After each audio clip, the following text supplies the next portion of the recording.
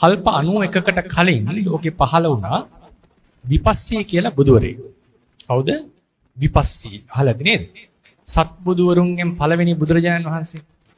ඒ විපස්සී බුදුරජාණන් වහන්සේ උපදින්නට කලින් අබුද්ධෝත්පාද කාලයක ලෝකේ පහළ වුණා පසේ බුදුවරු දෙදෙනෙක්. ඒ පසේ බුදුවරු දෙදෙනාගෙන් එක නමකට ටිකක් අසනීපයක් වුණා. ඉතින් අනිත් පසේ බුදුරජාණන් වහන්සේ දවසක් පිණ්ඩපාතේ වැඩියා. උන්වහන්සේගේ රෝගහබාධයටත් මේ යමක් අරගෙන එන්නේ. ඒ කාලේ හිටියා සහෝදරයෝ දෙන්නෙක් බොහොම කුළුපගයි. ඒ දෙන්න මේ උක් වගාවක් කරා. උක් ගස් වැව්වා. අයියයි මල්ලි. ඉතින් දෙන්නගෙම වගාව.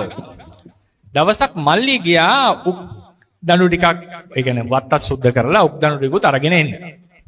ඒ නාතරතුරේදී අර පසේ බුදුරජාණන් වහන්සේ ආවා මේ පාත්‍රෙත් අරගෙන දැන් පිණ්ඩපාත.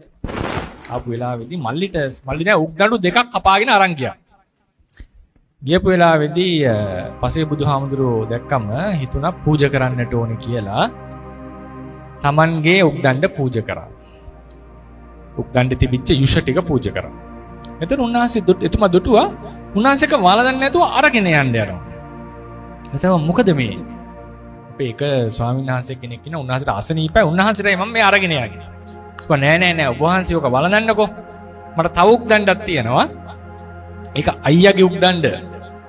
විශ්වාසයෙන් අරක වළඳන්න කියලා මේ අනිත් එකත් පූජා කරා.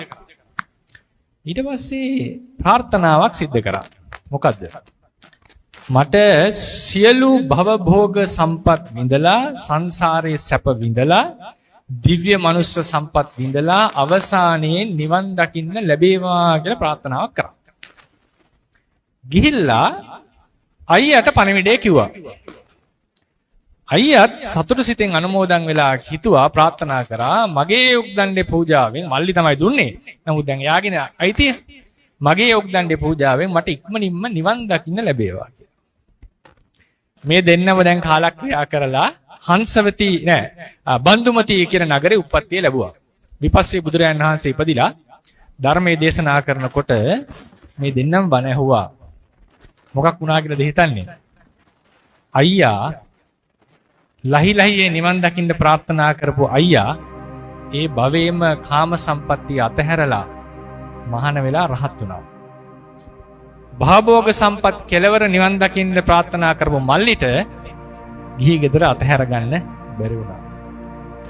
බුද්ධ ශාසන 7ක් බුදුවරු සම්මුඛ වුණා. කෙටියෙන්ම නිවන ප්‍රාර්ථනා කළොත් අපිට කෙටියෙන්ම නිවන් දකින්න පුළුවන්.